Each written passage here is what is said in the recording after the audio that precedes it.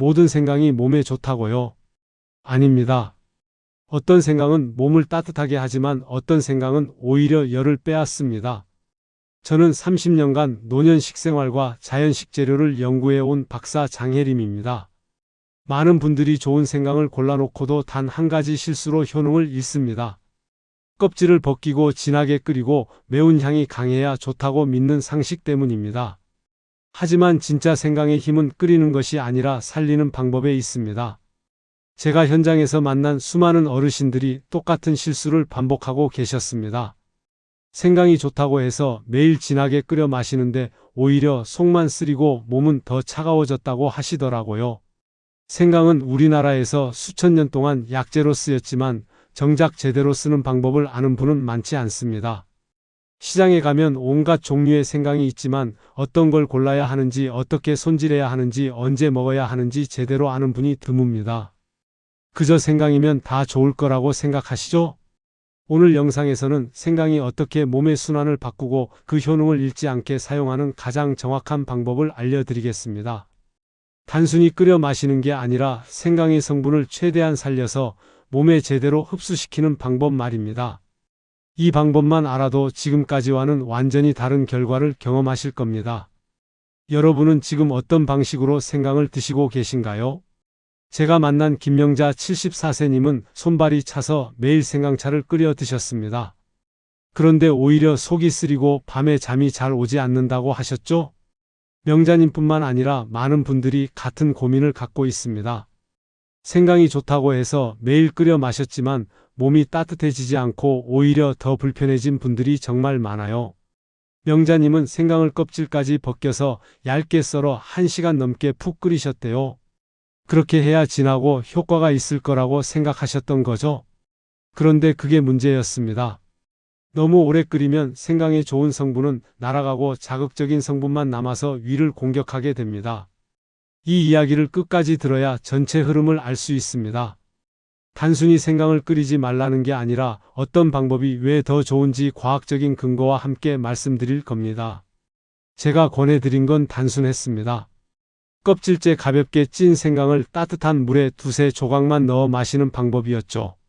찌는 과정에서 생강의 자극적인 성분은 부드러워지고 몸을 따뜻하게 하는 성분은 오히려 증가합니다. 3주 후 명자님은 손끝이 따뜻해지고 속이 편안해졌다고 하셨습니다. 밤에도 잠이 잘 오고 아침에 일어났을 때 몸이 가볍더래요. 몸은 놀라울 만큼 정직합니다.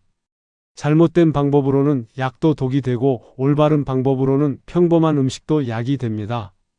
혹시 아직 구독과 좋아요를 누르지 않으셨다면 지금 바로 눌러주세요. 이 채널은 여러분의 건강한 노년을 응원합니다.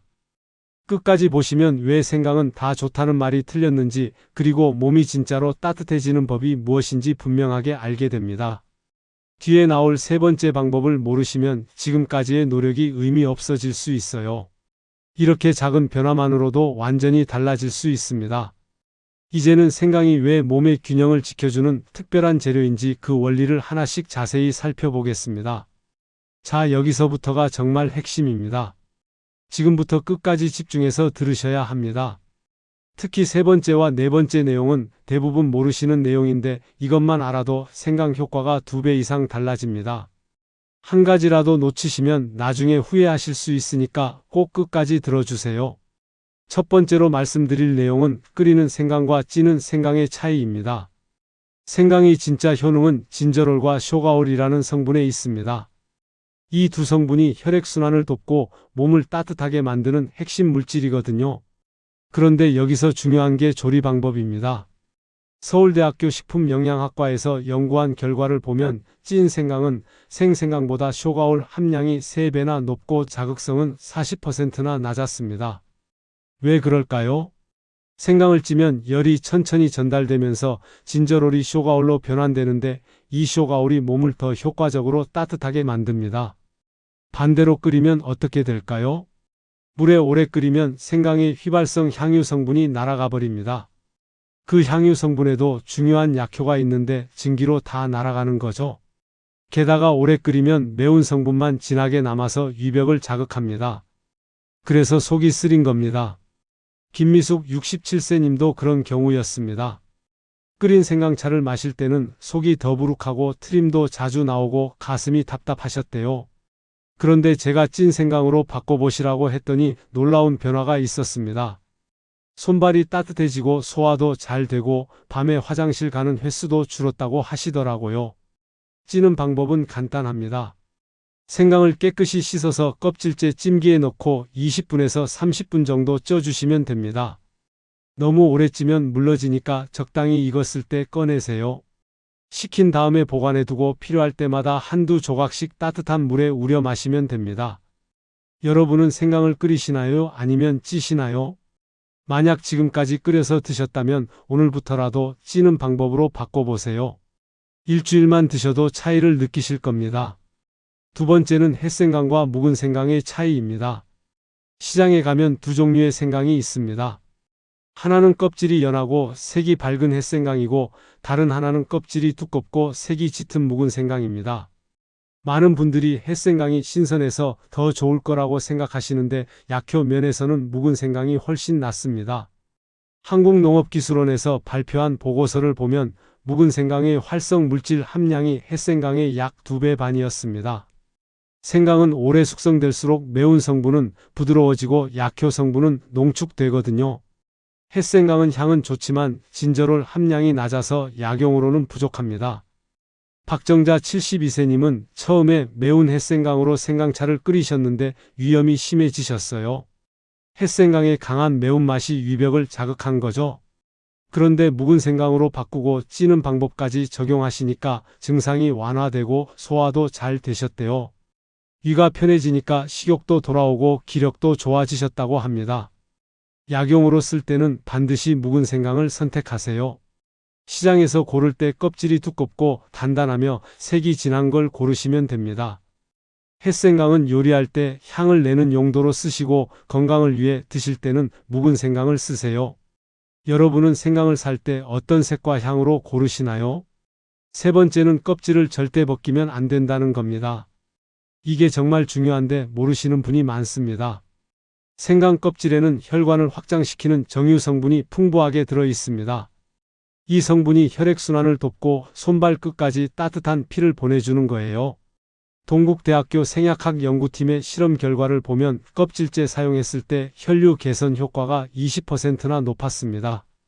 겨우 20%라고 생각하실 수도 있는데 장기적으로는 큰 차이입니다. 몇 달 꾸준히 드시면 손발이 차가운 증상이 확실히 개선되거든요. 정영호 70세님은 처음에 껍질을 다 벗겨서 사용하셨는데 늘 갈증을 느끼고 입안이 마르셨대요.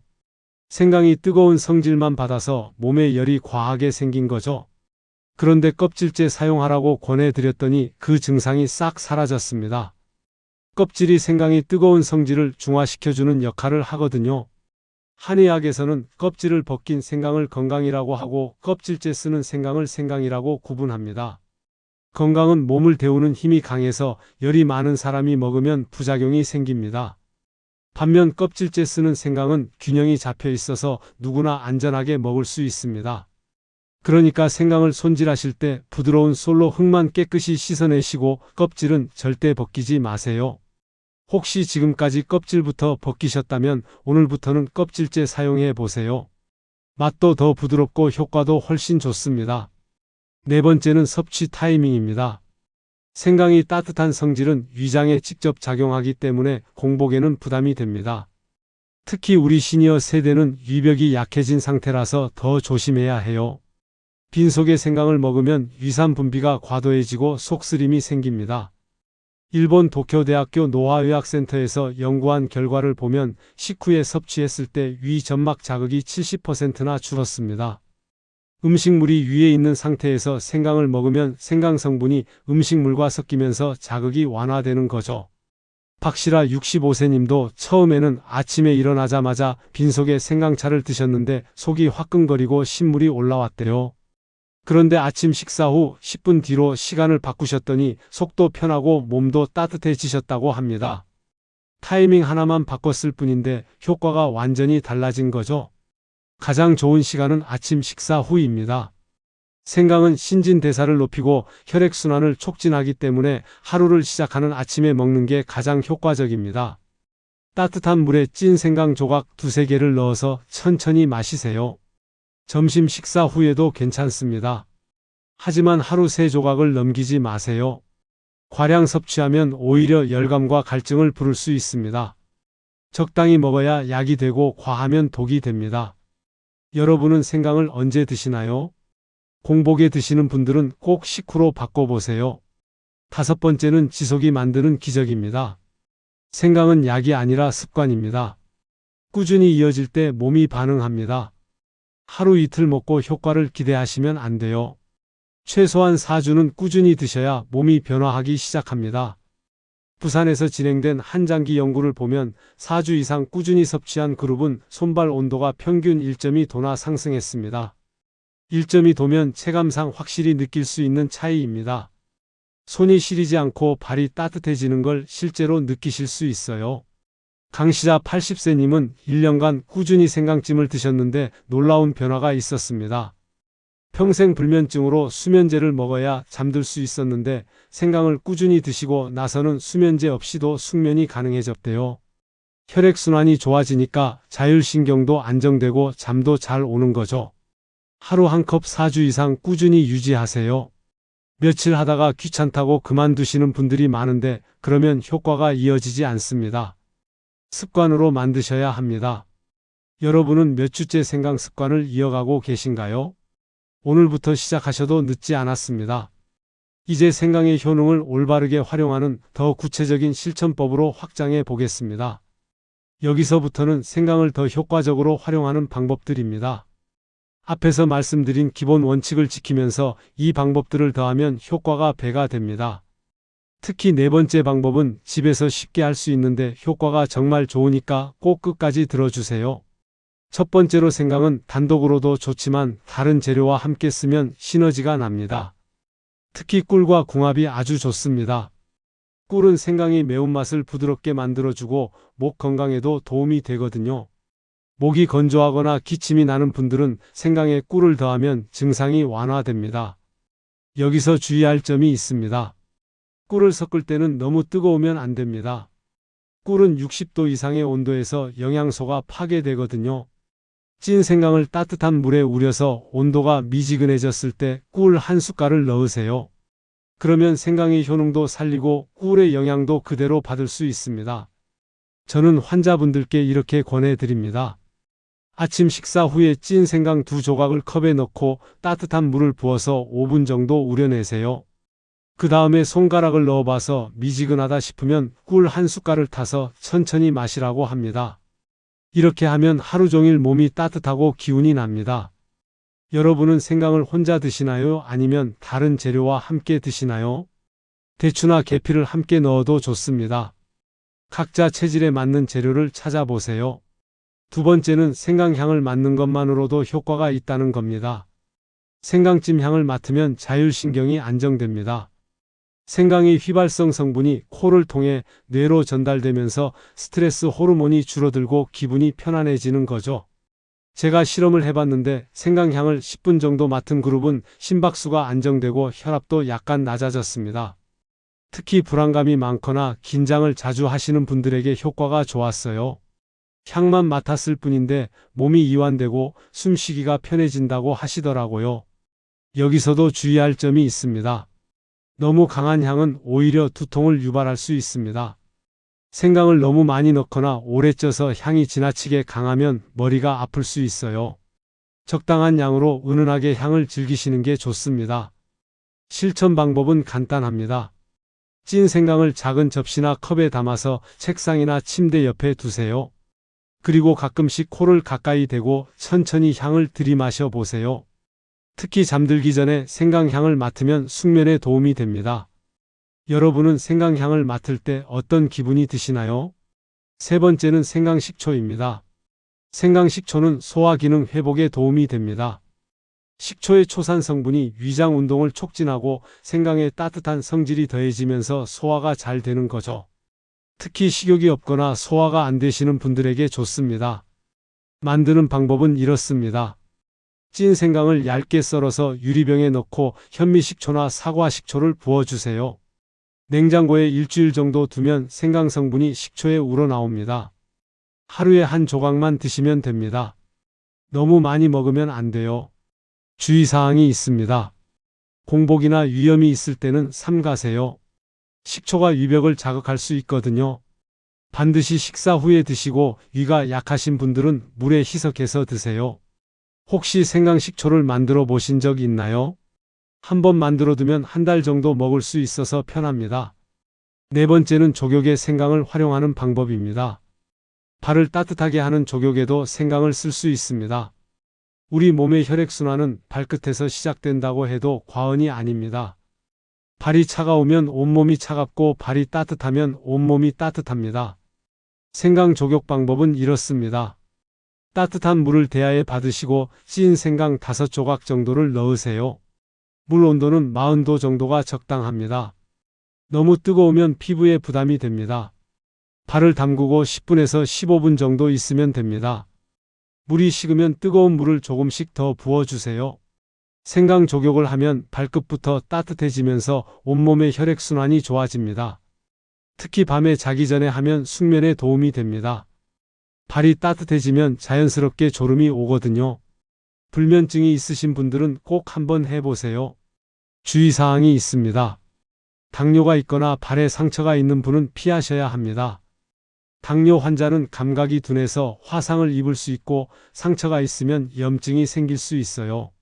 오늘 밤 생강향으로 하루의 피로를 풀어보시겠어요?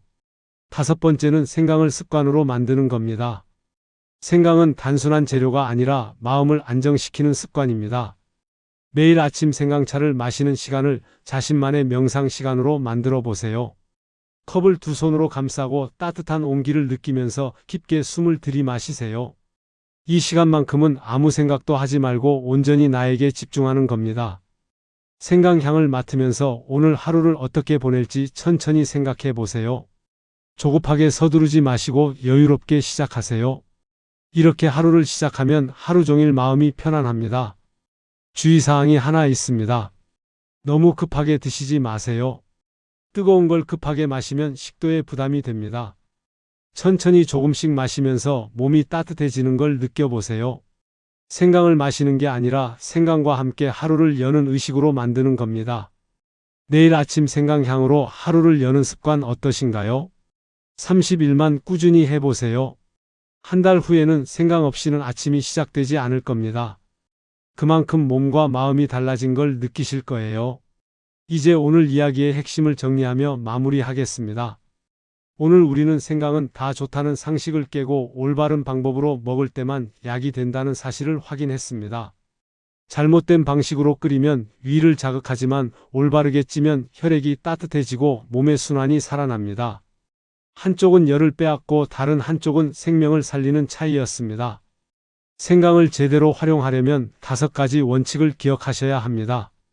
끓이지 말고 찌세요. 햇생강보다 묵은 생강을 선택하세요. 껍질을 절대 벗기지 마세요. 공복이 아니라 식후에 드세요. 그리고 하루 이틀이 아니라 최소 4주 이상 꾸준히 드세요. 잘못 관리하면 속쓰림과 열감 그리고 불면증이 찾아옵니다. 제대로 관리하면 손발의 온기와 숙면 그리고 안정된 소화 기능이 따라옵니다. 김명자님처럼 평생 손발이 차갑고 잠도 잘 못 자던 분이 생강 섭취 방법만 바꾸고 완전히 달라지셨습니다. 명자님은 지금 매일 아침 식사 후에 찐 생강 2조각을 따뜻한 물에 우려서 천천히 마십니다. 그렇게 6개월을 하셨더니 손발이 따뜻해지고 밤에도 푹 주무시게 됐어요. 소화도 잘 되고 아침에 일어났을 때 몸이 가볍다고 하시더라고요. 작은 변화가 이렇게 큰 차이를 만듭니다. 오늘 당장 실천할 수 있는 한 가지 제안은 이것입니다. 아침 식사 후 찐 생강 2-3조각을 따뜻한 물에 넣어 마시기. 그 습관 하나가 당신의 하루를 바꿉니다. 생강을 찌는데 30분 물에 우리는데 5분이면 충분합니다. 한 번에 일주일치를 쪄서 냉장고에 보관해 두면 편합니다. 시장에 가서 묵은 생강을 사세요. 껍질이 두껍고 단단하며 색이 진한 걸 고르세요. 집에 와서 깨끗이 씻고 껍질째 찜기에 넣어서 30분 쪄주세요. 식힌 다음에 밀폐용기에 담아서 냉장 보관하세요. 이렇게 해두면 일주일 내내 편하게 드실 수 있습니다. 다음 영상에서는 생강과 궁합이 맞는 겨울철 재료를 통해 더 오래 따뜻하게 사는 비법을 전해드리겠습니다. 대추, 계피, 도라지 같은 재료들을 생강과 어떻게 조합하면 좋은지 구체적으로 알려드릴게요. 시너지 효과가 정말 대단하니까 꼭 보시길 바랍니다. 오늘 이야기 공감되셨다면 구독과 좋아요로 함께 해주시고 여러분은 생강을 어떻게 활용하고 계신지 댓글로 알려주세요. 여러분만의 생강 활용법이 있다면 함께 나눠주시면 다른 분들께도 큰 도움이 됩니다. 건강한 습관, 따뜻한 겨울 함께 만들어가요.